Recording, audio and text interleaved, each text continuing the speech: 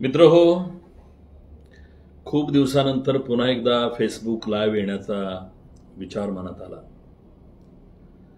एकतर मी एक गावाकडे छोटंसं घर बांधलेलं आहे आणि त्या घराच्या पूर्णत्वाच्या दृष्टीनं मी जरा कराड आणि माझ्या गावी माझा बराच वेळ गेला. माझ्या ह्या कौटुंबिक अडचणीमुळं, व्यापामुळं मला सोशली किंवा कुठल्याच अर्थानं लोकांच्या समोर फारसं येता आलं नव्हतं.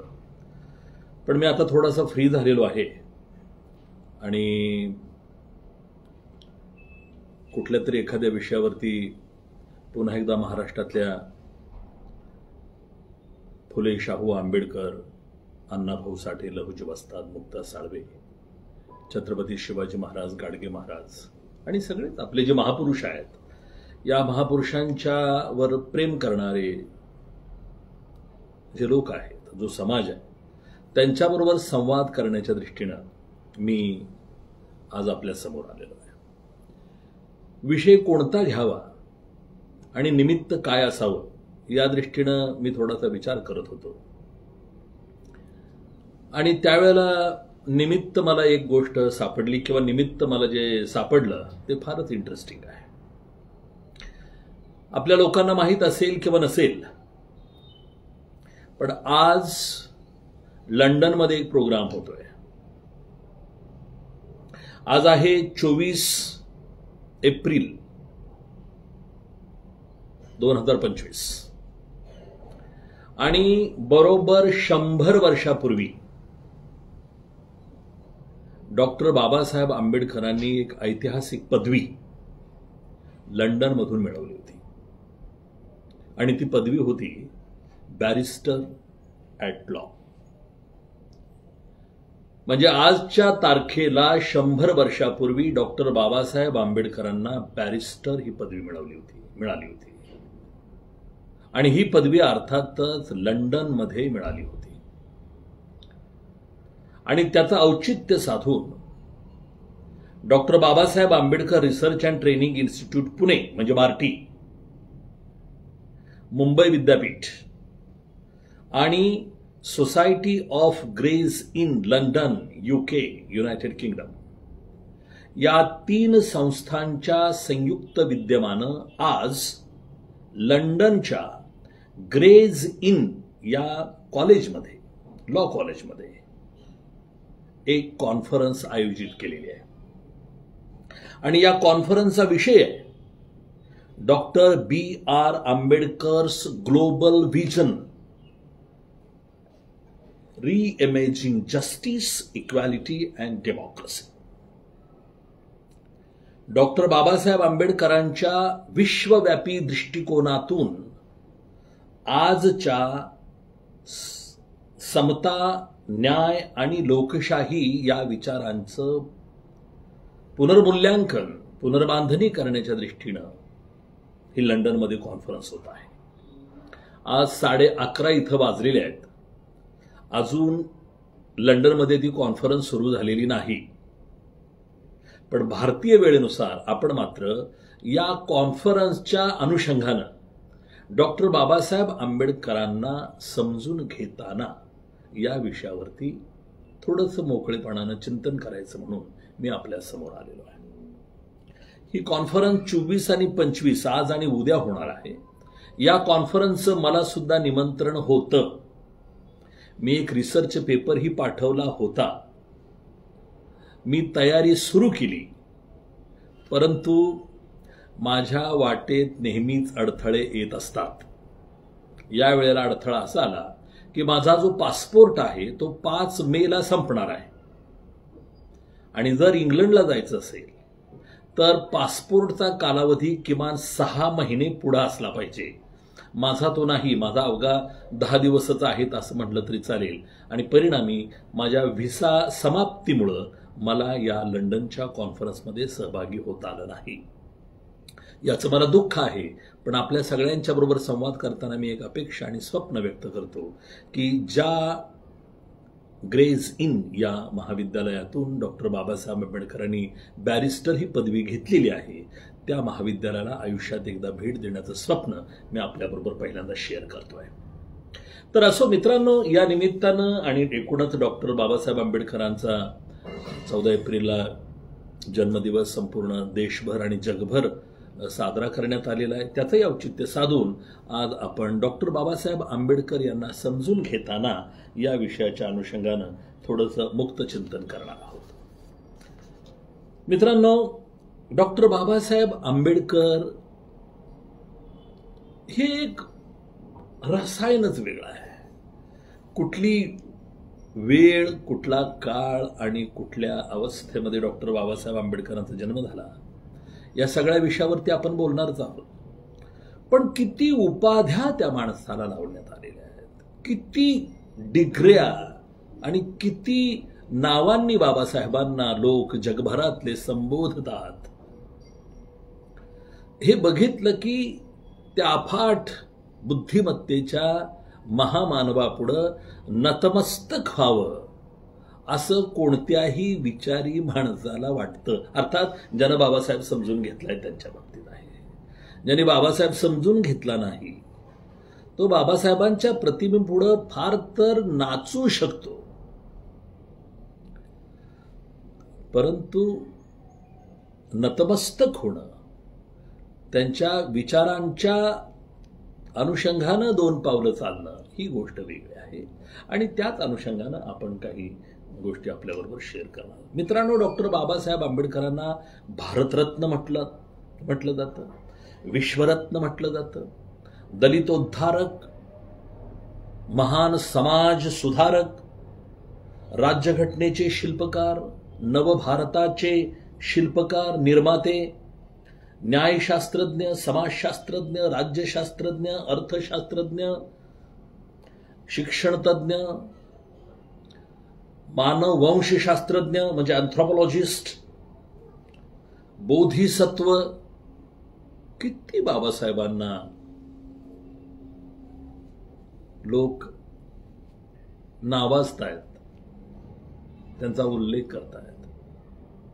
आणि जगानं बाबासाहेबांच्याकडं ज्या नजरेनं पाहिलं आहे आणि ज्या दृष्टिकोनातून जग बाबासाहेबांच्याकडे पाहतंय ते म्हणजे सिम्बॉल ऑफ नॉलेज, ज्ञानाचं प्रतीक.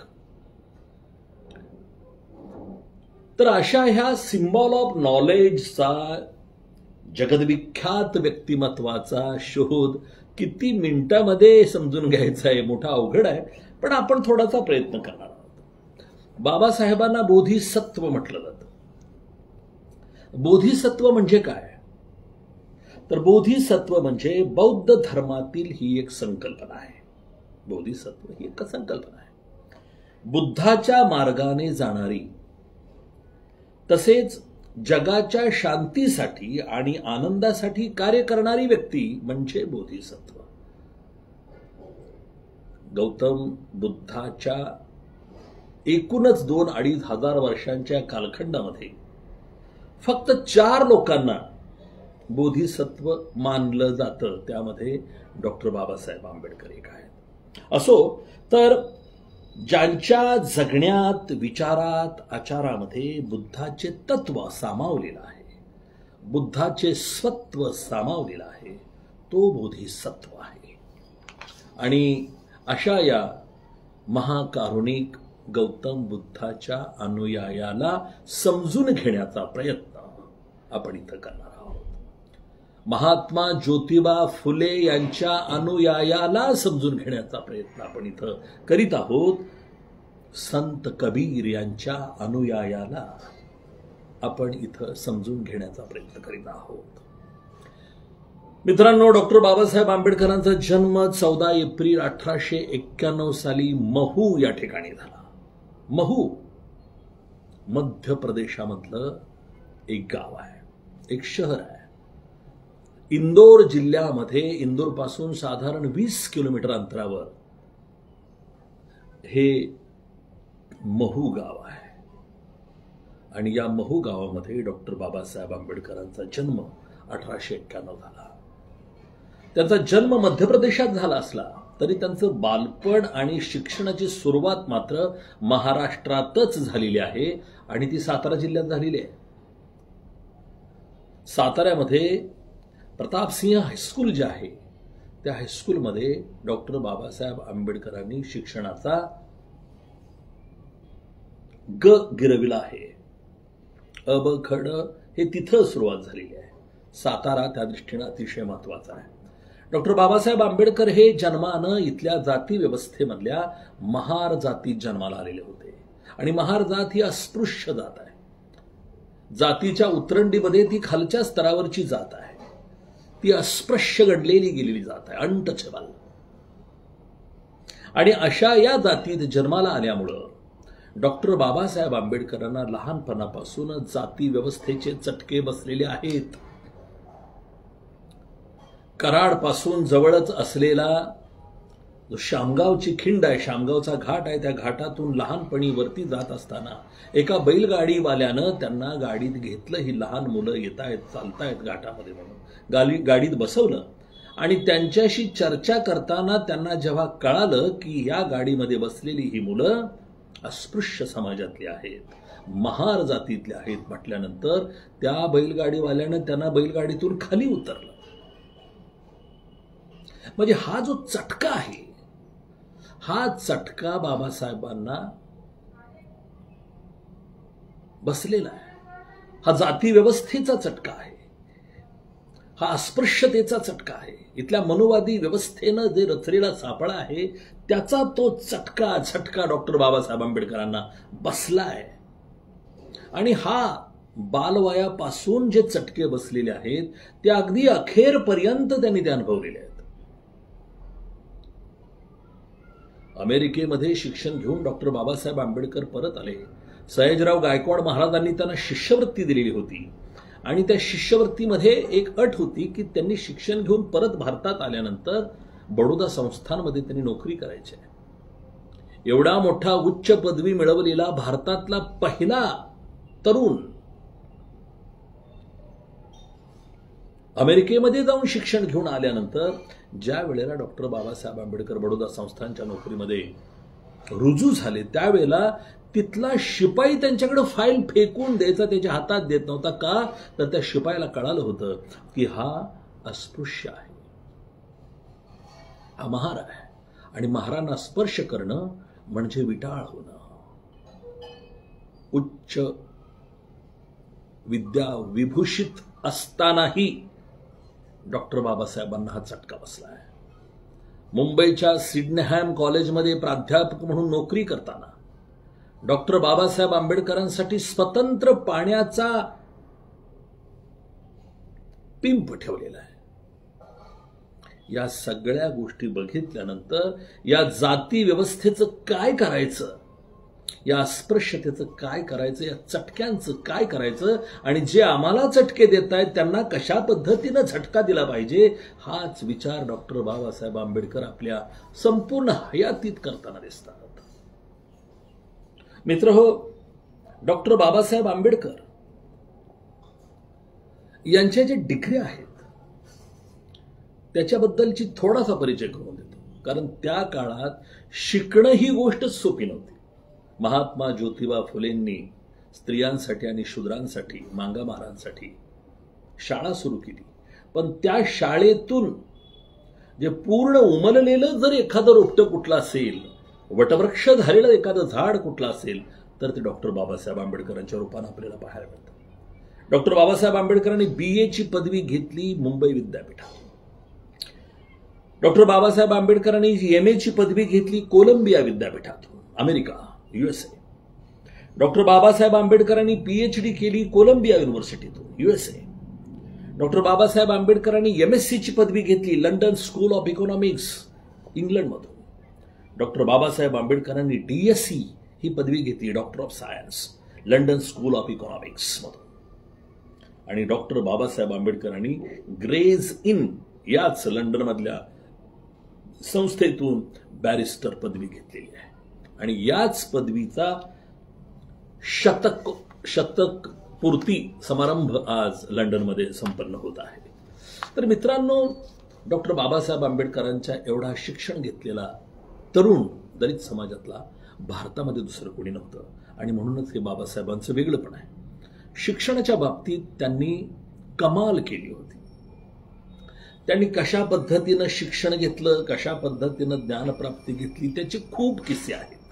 पण त्याच्यामध्ये मी फारसा वेळ घालवणार नाही, कारण आपल्याला थोडंसं बाबासाहेबांना वेगळ्या अर्थानं समजून घ्यायचं आहे. मित्रांनो, भारताच्या एकात्मता आणि लोकशाहीतील सर्वात मोठा अडथळा जर कुठला असेल तर तो या देशातली जात आहे. जातीमुळे या देशामध्ये ऐक्य निर्माण होत नाही, समाजामध्ये एकात्मता निर्माण होत नाही, लोकशाही प्रस्थापित करता येत नाही, कारण बिकॉज ऑफ कास्ट सिस्टम. आणि म्हणून ही कास्ट नष्ट करायला पाहिजे, कास्ट संपवली पाहिजे, असं त्यांना सातत्यानं वाटत होतं. डॉक्टर बाबासाहेब आंबेडकरांनी 1891ला जन्म झाला आणि डॉक्टर बाबासाहेब आंबेडकरांनी पहिली जर सामाजिक कृती कुठली केली असेल तर साऊथ बोरो कमिटी पुढे त्यांनी दिलेली साक्ष. आणि ही साक्ष लेखी साक्ष आहे, कारण ते सर्व्हिसला होते त्यावेळेला, त्यांना प्रत्यक्ष यामध्ये सहभागी होता येत नव्हतं. लेखी साक्ष त्यांनी दिली, एक निवेदन दिलं की जे आरक्षणाच्या संदर्भात होतं. बाबासाहेबांच्या आयुष्यातली पहिली सुरुवात आरक्षणाच्या प्रश्नावर झालेली आहे. आणि आरक्षणाचा प्रश्न हा केवळ नोकरी किंवा इतर काही पदे मिळवण्याचा प्रश्न नाही. आरक्षणाचा प्रश्न हा समतेशी संबंधित आहे, हा सामाजिक न्यायाशी संबंधित प्रश्न आहे. आणि म्हणून मी आपल्याला सांगेन की 1919 साली डॉक्टर बाबासाहेब आंबेडकरांच्या सामाजिक कार्याची खरी सुरुवात झालेली आहे. मित्रहो, 1919ला डॉक्टर बाबासाहेब आंबेडकरांनी साऊथ बोरो कमिशन पुढे साक्ष दिली, कमिटी पुढे साक्ष दिली. 1920 साली शाहू महाराजांनी त्यांचा मुंबईत माणगावमध्ये, कोल्हापूर जिल्ह्यातल्या माणगावला त्यांचा सत्कार केला. आणि त्या सत्कारामध्ये जमलेल्या हजारो दलित बांधवांच्या पुढे त्यांनी सांगितलं की इथून पुढे हा तुमचा नेता असेल, दलितांचा नेता भीमराव आंबेडकर असेल.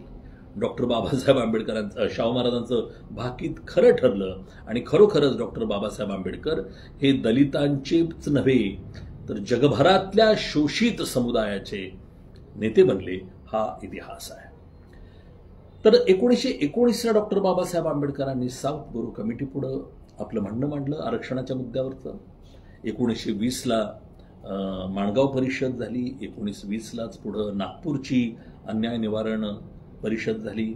1957ला महाडचा सत्याग्रह झाला. बाबासाहेबांनी मनुस्मृती जाळली. 1930ला काळाराम मंदिर सत्याग्रह झाला. हे सगळे जे लढे आहेत हे जात व्यवस्था नाकारणारे लढे आहेत. आमच्यावरचा हा कलंक आता आम्हालाच पुसावा लागेल. महात्मा गांधी म्हणायचे की अस्पृश्यता हा हिंदू धर्मावरचा कलंक आहे. बाबासाहेब म्हणायचे हा आमच्यावरचा कलंक आहे आणि तो आम्हालाच पुसून टाकावा लागेल. आणि म्हणून बाबासाहेब आंबेडकरांनी जी पुस्तकं लिहिलेली आहेत त्या पुस्तकामधलं त्यांचं एक अतिशय महत्त्वाचं पुस्तक आहे. त्याचं टायटल आहे ॲनिहिलेशन ऑफ कास्ट. ॲनिहिलेशन ऑफ कास्ट 1936ला त्यांनी हे पुस्तक लिहिलेलं आहे. ॲनिहिलेशन ऑफ कास्ट म्हणजे काय? जातीचे समूळ उच्चाटन. त्याने असं नाही म्हटलं change in caste, reform in caste नाही म्हटलेलं. त्यांनी म्हटलंय ॲनिहिलेशन ऑफ कास्ट, जातीचा सर्वनाश, जातीचे समूळ उच्चाटन, असं त्यांनी टायटल दिलेलं आहे. यावरून तुम्ही लक्षात घ्या की जात बाबासाहेबांना किती नडली होती, किती खटकली होती. आणि त्यामध्ये केवळ त्यांच्या समाजाचाच प्रश्न नव्हता तर या देशाचाही प्रश्न होता. आणि म्हणून मित्रांनो, डॉक्टर बाबासाहेब आंबेडकर यांना समजून घेताना त्यांच्या या सगळ्या धारणा आणि विचारांची जडणघडण सुद्धा आपण समजून घ्यायला पाहिजे, हे मी आपल्याला आवर्जून सांगेन. डॉक्टर बाबासाहेब आंबेडकरांनी सामाजिक कार्याला सुरुवात 1919ला केली. आपण बघितलं 1920ला डॉक्टर बाबासाहेब आंबेडकरांचा शाहू महाराजांनी सत्कार केला, माणगाव परिषद, नागपूर परिषद वगैरे वगैरे. परंतु या सगळ्या प्रश्नावर आपल्यालाच काहीतरी करायला पाहिजे. त्यांनी मूक नायक सुरू केलं आपले विचार लोकांच्यापर्यंत पोहोचवण्यासाठी. परंतु त्यांनी एक संघटना स्वतः स्थापन केली आणि ही जी संघटना आहे त्यातली पहिली संघटना त्यांनी स्थापन केली, जिचं नाव आहे बहिष्कृत हितकारिणी सभा. दादरमधल्या दामोदर हॉलच्या तिथं त्यांनी ती संघटना स्थापन केली, बहिष्कृत हितकारिणी सभा. 1924ला, म्हणजे महाडच्या सत्याग्रहाच्या आधी. आणि या बहिष्कृत हितकारिणी सभेमधली जी माणसं आहेत ती माणसं बघितली तरी थक्क होऊ शकतो आपण.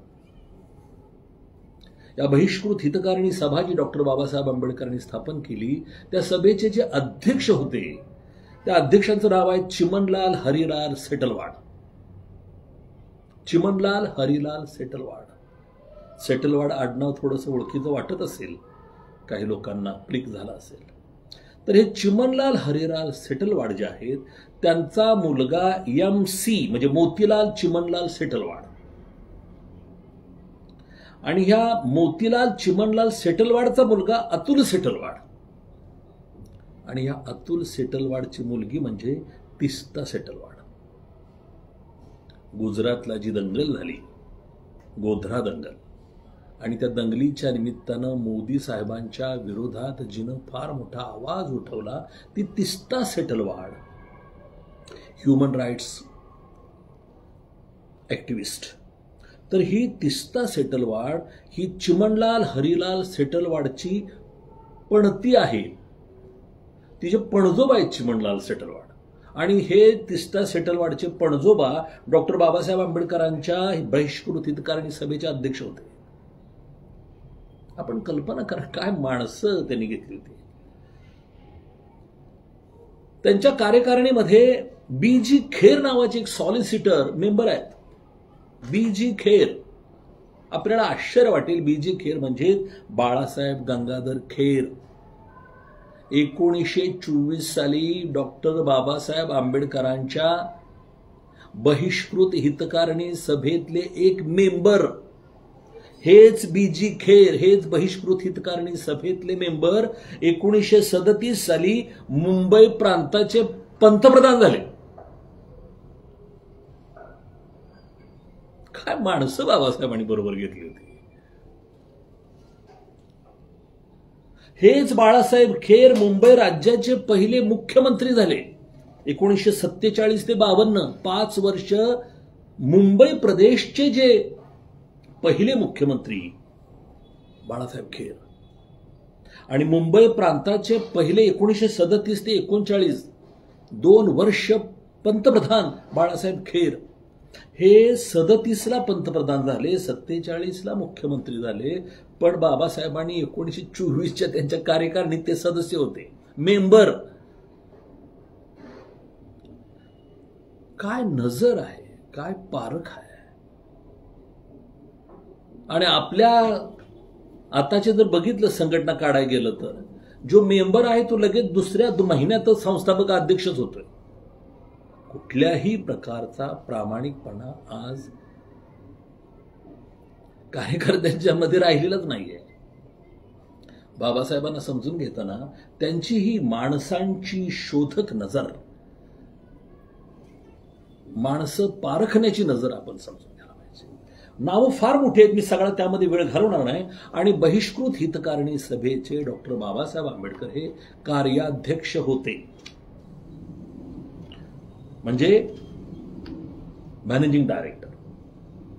तर अशा तऱ्हेनं बहिष्कृत हितकारिणी सभा डॉक्टर बाबासाहेब आंबेडकरांनी स्थापन केली. मी पुन्हा एकदा सहज त्यांच्या कार्याचा धावता आढावा घेतोय आपल्या सगळ्यांच्या साठी आणि आपल्या पुढच्या काही मांडणीसाठी.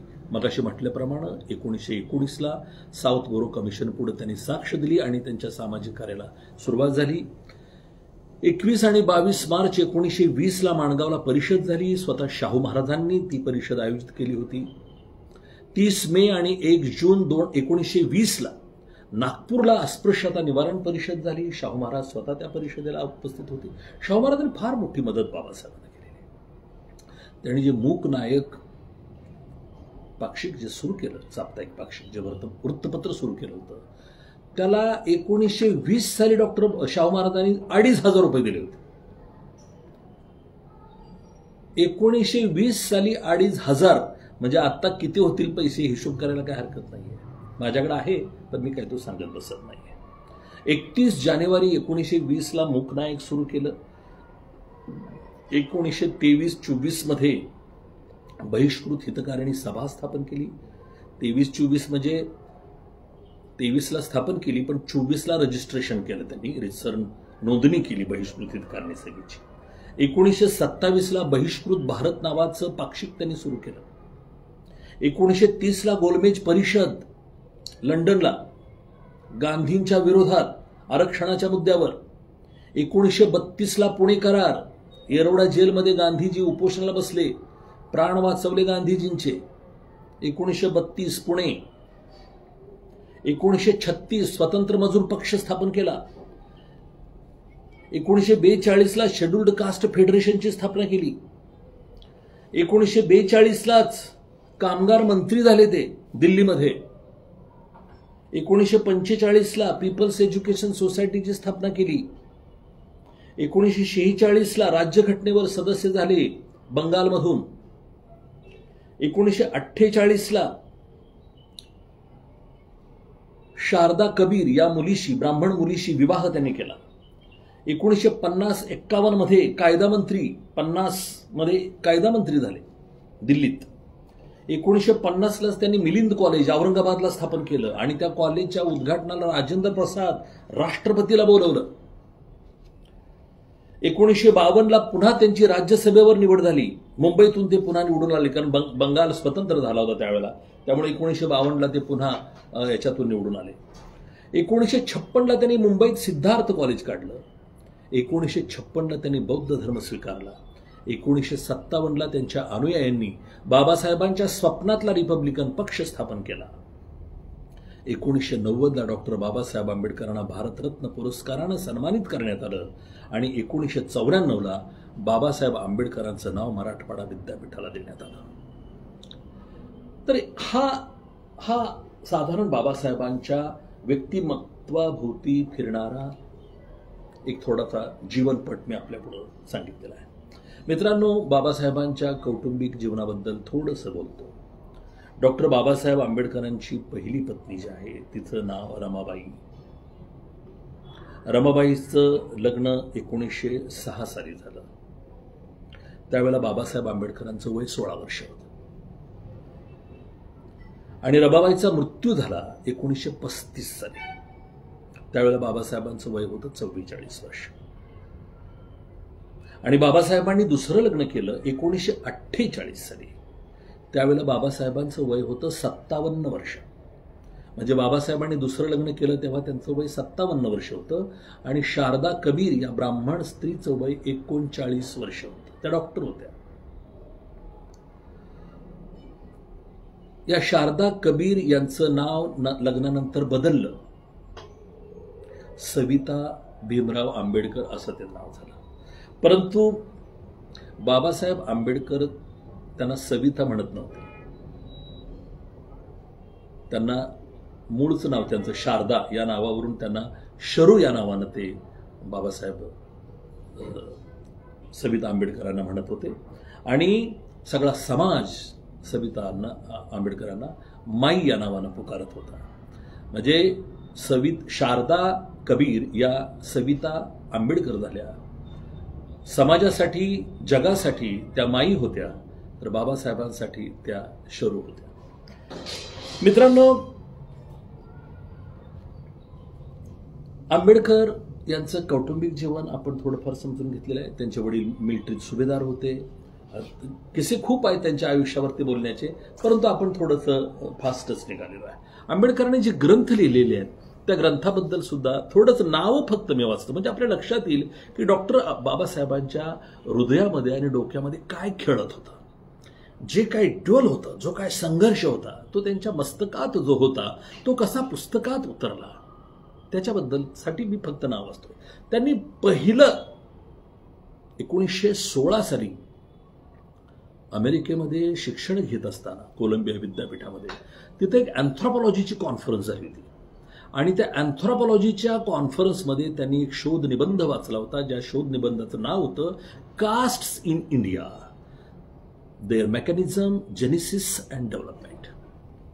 म्हणजे त्यांच्या आयुष्यात अमेरिकेत गेले तरी जात डोक्यातनं जात नाहीये. आयुष्यातला पहिला शोध निबंध जातीवरतीच लिहिलेला आहे, 1916. त्यांचं दुसरं पुस्तक आहे 1936ला, ॲनिहिलेशन ऑफ कास्ट. जातच आहे बघा परत, आणि जातीचं समूळ उच्चाटन, सर्वनाश झाला पाहिजे, हे त्यांनी म्हटलंय. 1946ला तिसरं पुस्तक, हू वेअर दी शूद्राज, शूद्र कोण होते. बाबासाहेबांच्या अंतकरणात काय चालली घुसमट आपण समजून घ्या पुस्तकांच्या वर. बाबासाहेबांचं पुढचं पुस्तक आहे द अनटचेबल्स, पुन्हा एकदा 1948ला, स्पृश्य. त्याच्या पुढचं पुस्तक मध्यंतरी 1923ला, द प्रॉब्लेम ऑफ रुपी.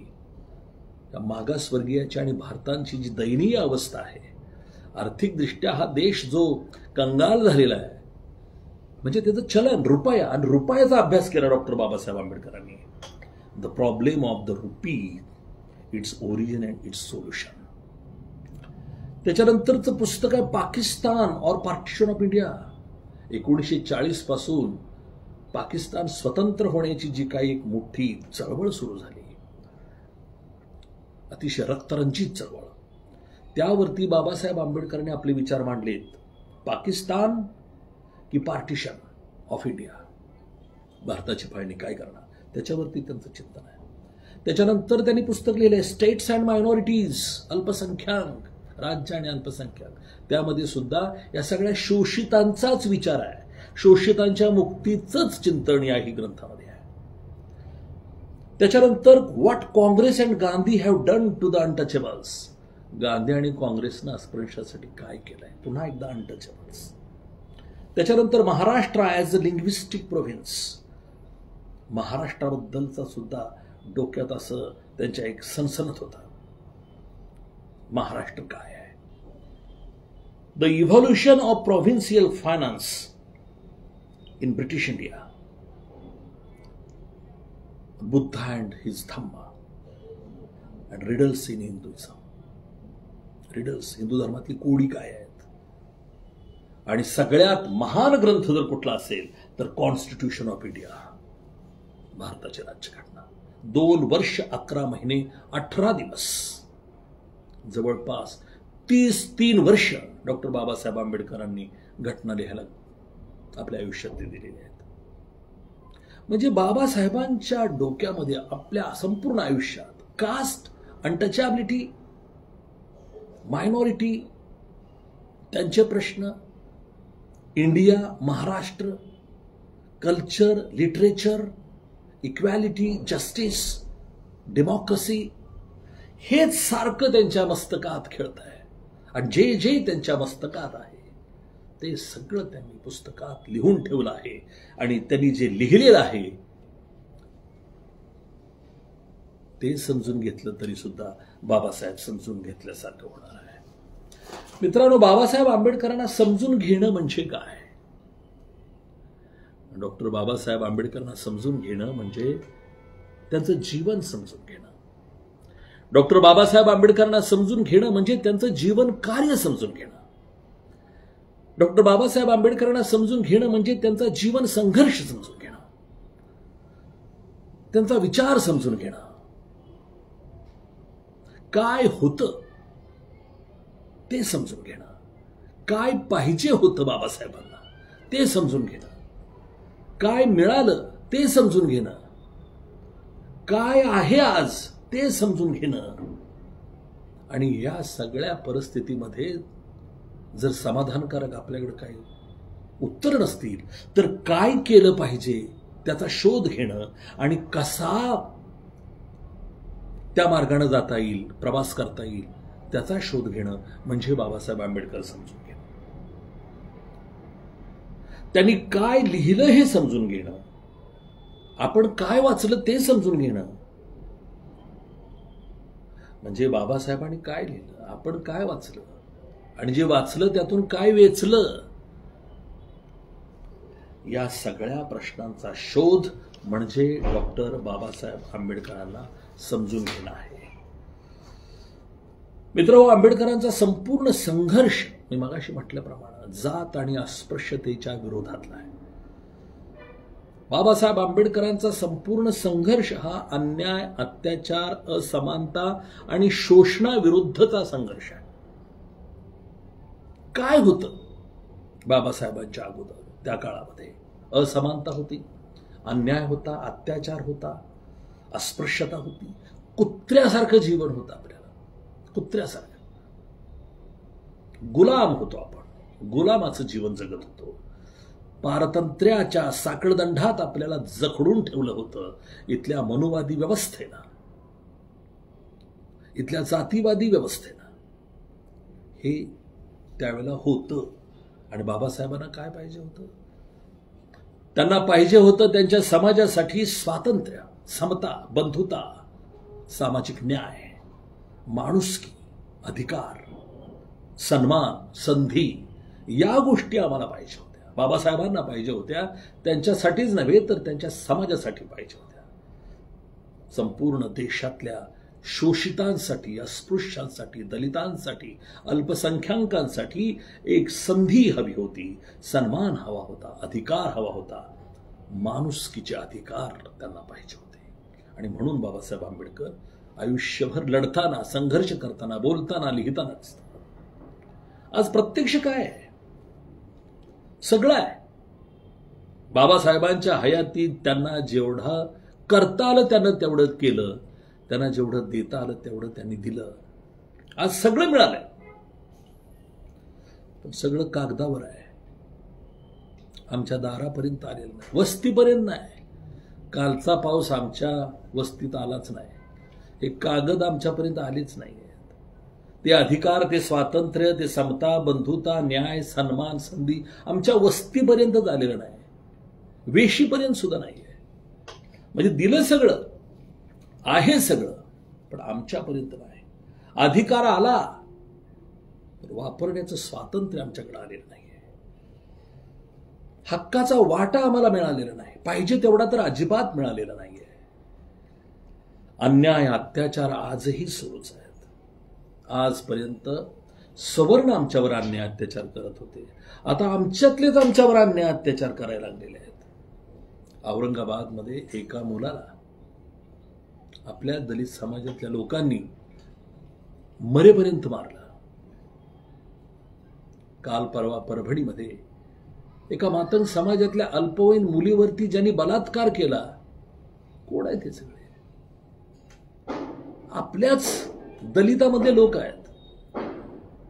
आणि बाबासाहेबांच्या नावानं जय जयकार करणारे, जय भीमचा नारा देणारे एकही संघटना त्या मातंग समाजातल्या मुलीवरच्या अत्याचाराच्या विरोधात उभी राहिली नाही. हे काय बाबासाहेबांना समजून घेणं आहे? वंचितांना अजूनही संधी नाही. बाबासाहेबांनी दिलं आणि आम्हाला काय मिळालं? वंचितांना अजून संधी नाही. आरक्षण अजूनही शेवटच्या घटकापर्यंत पोहोचलेलं नाही. बाबासाहेबांची सुरुवात आरक्षणापासून झाली, ते आरक्षण 100 वर्षानंतर सुद्धा आमच्यापर्यंत पोहोचलेलं नाही. समानता आलेली नाही, जातीयता संपलेली नाही, अस्पृश्यता संपलेली नाही. दलितांची घरं जळतायत, दलितांचे तुकडे पडतायत, दलितांच्या हत्या होत आहेत, त्यांचे खून होत आहेत, मुडदे पडतायत, दलितांना मंदिरात जाऊ देत नाहीत.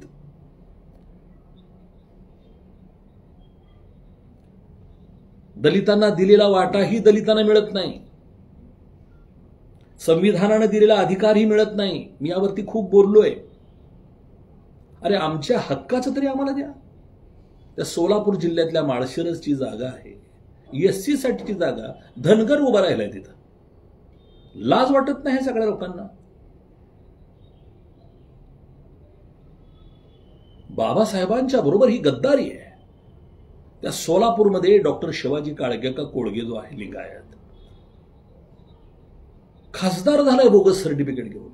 काय मिळालंय आम्हाला? दिले की आम्हाला तुमच्यासाठी राखीव जागा, पण घेतय कोण? आमच्यापर्यंत कुठं आहे? या सगळ्याचा आपल्याला विचार करावा लागेल. मित्रहो, 15 ऑगस्ट 1947 आपल्याला स्वातंत्र्य मिळालं. मिळाले? कुठे मिळाले? कुठं? हे आता मी सांगतो, हे स्वातंत्र्य आहे. आपल्याला भौगोलिक स्वातंत्र्य मिळालं. अण्णाभाऊ साठे म्हटले होते, ये आझादी झूठी है, देश की जनता भूखी है. 15 ऑगस्ट 1947ला जे स्वातंत्र्य मिळालं ते स्वातंत्र्य खोटं आहे. हे आजही सिद्ध होते 75 वर्षानंतर. राज्यघटनेनं अधिकार दिले आम्हाला. भाषण स्वातंत्र्य, अभिव्यक्ती स्वातंत्र्य, सभा घेण्याचं स्वातंत्र्य, धर्म स्वातंत्र्य, राज्यघटनेच्या कलम 19 ते 22 मध्ये हे सगळं दिलंय. हे सगळं तुम्हाला दिलं राज्यघटनेनं. 19 ते 22 कलम आहे कुठं प्रत्यक्ष? ही सगळी कलम संविधानात आहेत. आमच्याकडे कुठं आहेत? धर्मांतर केलं, नवीन कपडे घातले, एखाद्या लग्नाच्या वरातीत गेलं, डान्स केला, रिंगटोन कुठली ठेवली म्हणून सुद्धा जर मुडदे पडत असतील दलितांचे, तर कुठलं आलंय स्वातंत्र्य? आणि कसलं स्वातंत्र्य?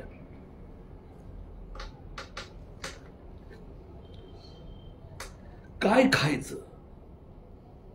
तुम्ही आज काय खाल्लं? तुमच्या फ्रीजमध्ये काय शिजायला, तुमच्या काय ठेवलेलं आहे, कुठलं मांस आहे म्हणून माणसांना तुम्ही मारणार, मॉब लिंचिंग करणार. शेकडो हजारो माणसं मॉब लिंचिंग मध्ये मारलेली आहेत इथल्या व्यवस्थेनं, धर्म, जात, वंश, अहंकारातून.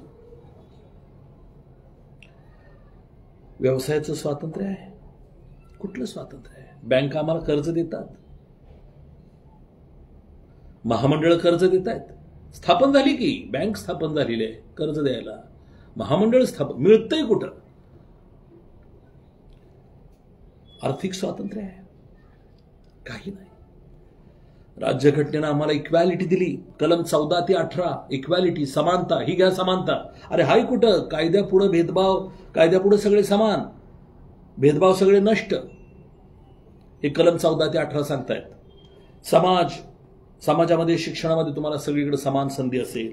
जात, धर्म, लिंग, जन्म यावर कोणी भेदभाव करणार नाही. अरे आम्ही आजही या भेदभावाचे बळी आहोत. आजही कलम संविधानात, आणि आमच्यापर्यंत कलम पोहोचणार नाहीत, या सगळ्या समता, स्वातंत्र्य, न्याय मिळणार नाही म्हणून जाती व्यवस्थेचे हे सगळे आडदांड लोक भिंतीसारखे आमच्या वस्तीच्या आणि बाजूने उभे राहिलेले आहेत. सगळ्या प्रत्यक्षात काही आम्हाला मिळालेलं नाही असं मला तर वाटतंय. ज्यांनी मिळालंय, काय झाले आमच्यात?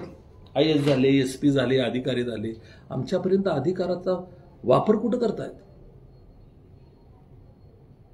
आमचा अधिकारी सुद्धा आम्हाला विचारून आमच्यासाठी काम करू शकत नाही मोकळेपणानं. तेवढं स्वातंत्र्य त्या अधिकाऱ्याला पण नाही. आणि याच्या विरुद्ध काय केलं पाहिजे? बाबासाहेबांनी जे स्वप्न पाहिलं, बाबासाहेबांनी जे आपल्या सगळ्यांसाठी केलं, ते आपल्यापर्यंत जर येत नसेल तर काय केलं पाहिजे? आणि काय केलं पाहिजे तर ते सुद्धा बाबासाहेब आंबेडकरांनी सांगितलेलं आहे. मित्र हो, बहिष्कृत हितकारिणी सभा या संघटनेचं जे स्लोगन आहे, त्या स्लोगनवरती डॉक्टर बाबासाहेब आंबेडकरांनी काय करायचं ते लिहिलं. 1924 साली सांगितलंय, एज्युकेट, ऑर्गनाइज अँड एज्युटेट.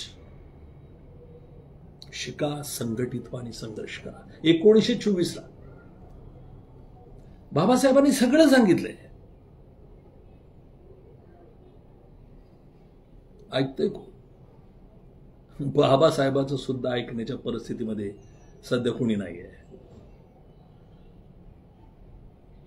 दलित पण नाहीत. महारा ऐकणार तर आता कोण दुसरं ऐकणार आहे? बौद्ध ऐकत नाहीत, महारा ऐकत नाहीत, सांबार ऐकत नाहीत. बाबासाहेबांचं, बाबासाहेब म्हणले एज्युकेट, ऑर्गनाइज, नाही ऐकत नाही. एज्युटेट नाही. भलतंच एज्युटेशन चालू आहे. 100 वर्ष झाली. 1924 ला बहिष्कृत हितकारिणी सभा झालेली आहे. आज 1925 चालू आहे. 101 वर्षापूर्वी डॉक्टर बाबासाहेब आंबेडकरांनी काय केलं पाहिजे याचं उत्तर दिलेलं आहे. शिका, संघटित व्हा आणि संघर्ष करा. आणि आपला संघर्ष सुरू आहे, पण आपापसातच संघर्ष चाललाय. महाराविरुद्ध महाग चालू आहे, मांगाविरुद्ध चांबार चालू आहे, चांबाराविरुद्ध ढोर चालू आहे. हाच संघर्ष चालू आहे. बाबासाहेबांनी काय लिहिलं माहित नाही, वाचतच नाहीत. तर बाबासाहेबांनी लिहिलं काय आम्हाला सांगता येत नाही, वाचलं काय आम्हाला सांगता येत नाही. मित्रांनो, बाबासाहेबांना समजून घ्यायचं असेल तर वाचलं पाहिजे. नुसतं वाचलं नाही पाहिजे, वेचलं पाहिजे. आणि अन्याय करणाऱ्याला वेळीच ठेचलं पाहिजे.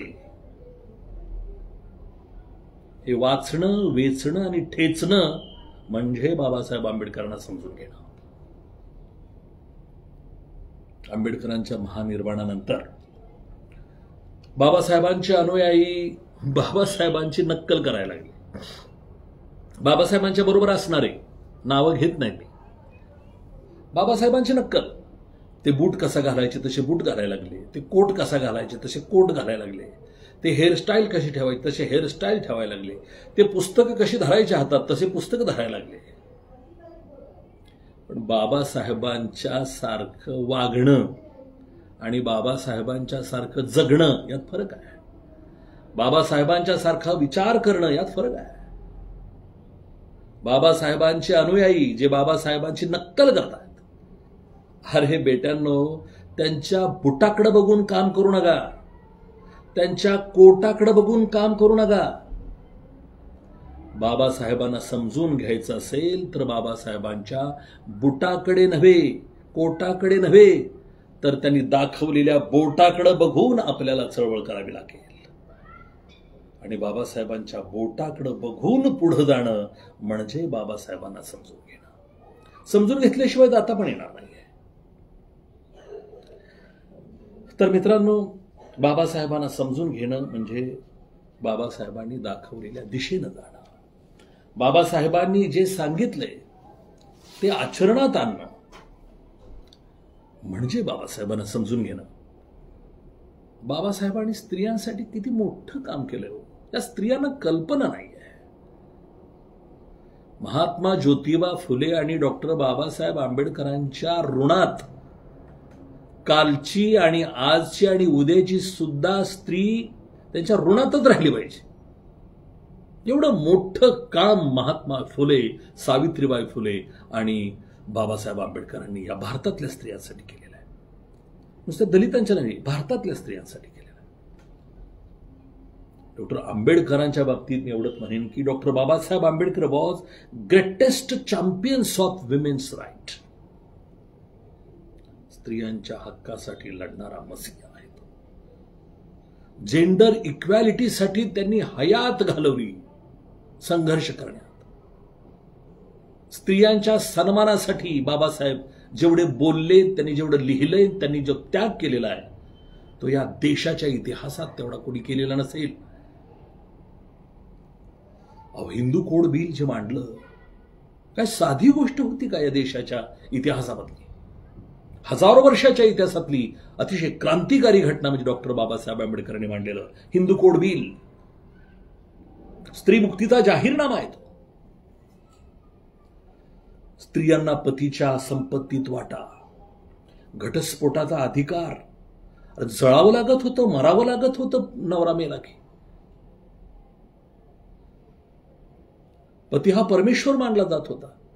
किती छळ केला तरी बाबासाहेबांनी घटस्फोटाचा अधिकार दिला, पतीच्या संपत्तीमध्ये वाटा दिला, दत्तक घेण्याचा अधिकार दिला, समान वारसा हक्क दिला. वैवाहिक जीवनामध्ये समानता आणण्यासाठी बाबासाहेब लढले. कायद्यापुढे सर्व समान, कलम 14 त्यामध्ये स्त्री पण आहे. कलम 15 लिंग वरून भेदभाव नष्ट, लिंगभेद नष्ट केलेत बाबासाहेबांनी कलम 15 राज्यघटनेमध्ये. कलम 16 नोकरीत समानता, पुरुषांच्या बरोबरीने स्त्री.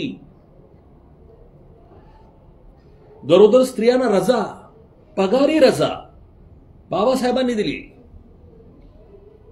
8 तास काम सर्वांना, पुरुषांना आणि स्त्रियांनाही 8 तास काम. लोक वेठबिगार होते, गुलाम होते. स्त्री शिक्षणाला प्रोत्साहन दिलं आयुष्यभर डॉक्टर बाबासाहेब आंबेडकरांनी. समान काम समान वेतन हा नारा त्यांनी प्रत्यक्षात आणला. एवढं बाबासाहेबांनी स्त्रियांसाठी केलंय आणि या भारतातल्या स्त्रियांना त्याच्याशी ना घेणं ना देणं. मुंबईमध्ये परवा डॉक्टर बाबासाहेब आंबेडकरांच्या जयंतीची मिरवणूक सुरू आहे, जल्लोष सुरू आहे, आणि एक महिला कॉन्स्टेबल म्हणते, अरे तुमचं काय बाबासाहेब काय 3दा जन्माला काय? काय मळमळ आहे, कुठून येते ही मळमळ? दलितांच्या विषयीची ही मळमळ, हा द्वेष, हा मत्सर कुठून भरलाय रे तुमच्यात? बायानो वाचा ग, आंबेडकर वाचा जरा. तुमच्या आईचा उद्धार सुद्धा बाबासाहेबांनीच केलाय, आणि तुमच्या लेकीचा पण उद्धार तेच करणार आहेत, आणि तुमच्या नातीचा पण उद्धार बाबासाहेबांचा विचारातूनच होणार आहे. नका द्वेष करू बाबासाहेबांचा. हे माझं सगळ्यांनाच सांगणं, सगळ्यांनाच सांगणं माझं. बाबासाहेब एका जातीचे नव्हते, बाबासाहेब एका धर्माचे नव्हते, एका पंथाचे नव्हते, आणि एका राज्याचे किंवा देशाचे सुद्धा नाही आहेत. ते सूर्यासारखा बाबासाहेब हा एक तळपता तारा आहे. ते विश्वाचे होते, अखिल मानव जातीचे होते, स्त्री मुक्तीचे मगाशी म्हटल्याप्रमाणे मसीहा, चॅम्पियन होते. त्यांना एका जातीमध्ये अडकवणं, त्यांना एका विशिष्ट रंगामध्ये पाहणं हा मूर्खपणा आहे.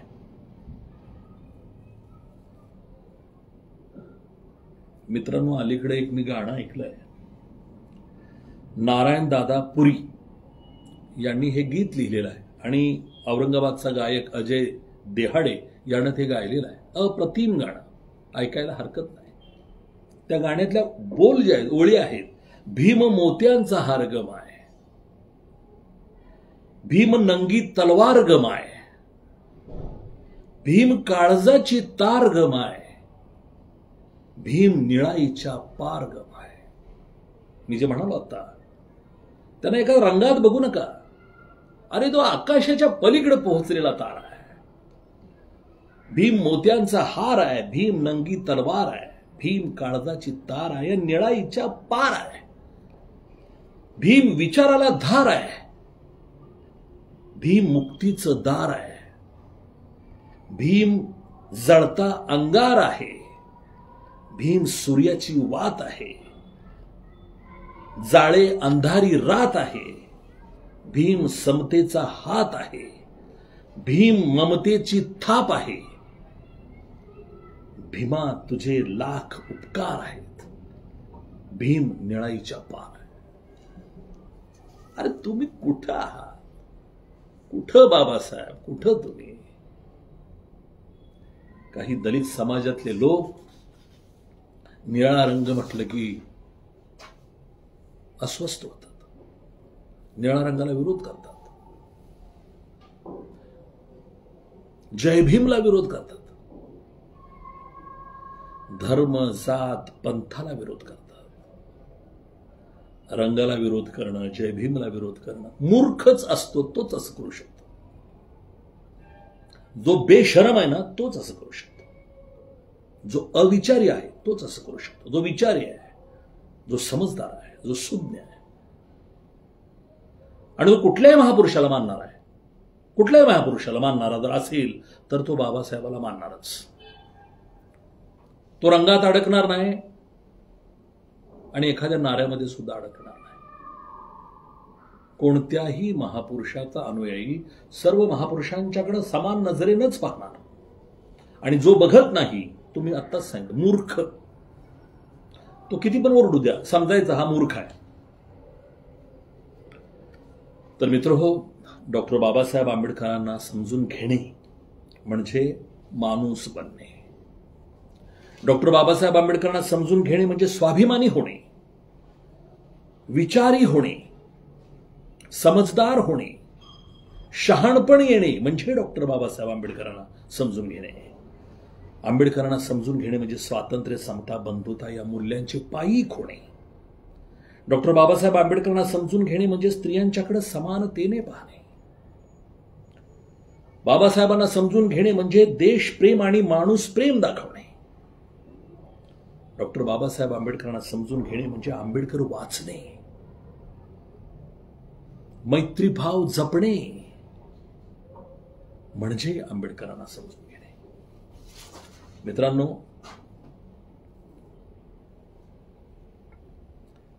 जाता जाता एका मुद्द्यावरती आपल्या सगळ्यांचं लक्ष वेधतो आणि थांबतो. डॉक्टर बाबासाहेब आंबेडकर हे आरक्षणाचे समर्थक होते. दलितांना, वंचितांना न्याय मिळाला पाहिजे, त्यांना त्यांचा न्याय वाटा मिळाला पाहिजे, हे बाबासाहेब आंबेडकरांचं स्वप्न होतं नव्हे. त्यासाठी त्यांना अख्खं आयुष्य खर्च घातलेलं आहे. वंचितामधल्या वंचितांनाही न्याय मिळाला पाहिजे, त्याचा अधिकार मिळाला पाहिजे, त्याला संधी मिळाली पाहिजे. म्हणून बाबासाहेबांनी रात्रीचा दिवस करून संविधान लिहिलं. दलितांना आरक्षण मिळालं पाहिजे, वंचितांना आरक्षण मिळालं पाहिजे आणि वंचितामधल्याही वंचितांना आरक्षण मिळालं पाहिजे, संधी मिळाली पाहिजे, सन्मान मिळाला पाहिजे, त्याचे अधिकार मिळाले पाहिजेत. हे बाबासाहेबांचं स्वप्न होतं, हा त्यांचा विचार आहे. समता, न्याय, आरक्षणाचे बाबासाहेब समर्थक आहेत. लोकशाहीचे, स्वातंत्र्याचे बाबासाहेब समर्थक आहेत.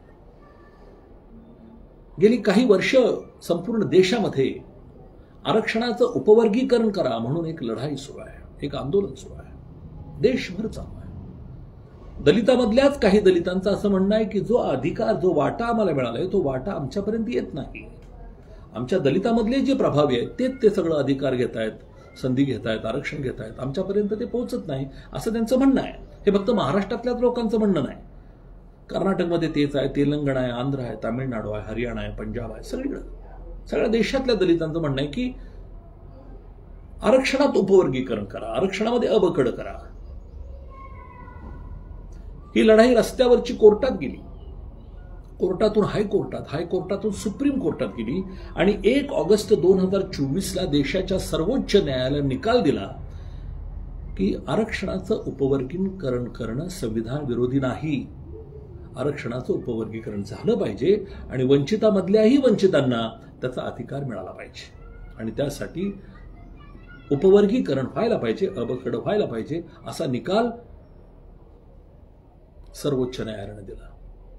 खरं तर हा निकाल बाबासाहेबांच्या संविधानाला धरून आहे, बाबासाहेबांच्या विचाराला धरून आहे. असं असतानाही या निकालाला विरोध झाला, आरक्षण उपवर्गीकरणाला विरोध झाला आणि हा विरोध करणाऱ्यामध्ये निळे झेंडे फडकले.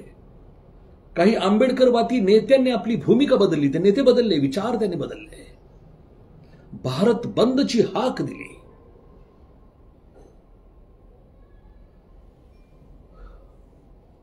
ही बाबासाहेबांच्या विचारांशी गद्दारी होती.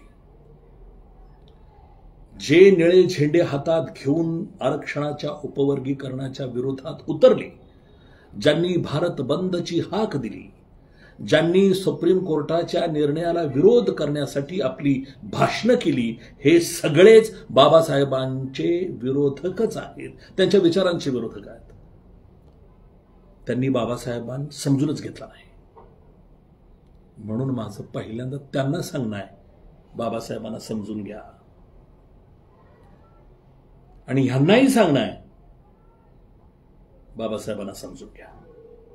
तर बाबासाहेबांना समजून घेणं म्हणजेच मानव मुक्तीची लढाई जिंकणं, म्हणजेच स्वातंत्र्य, समता, बंधुताची लढाई जिंकणं, म्हणजेच सामाजिक न्यायाची लढाई जिंकणं.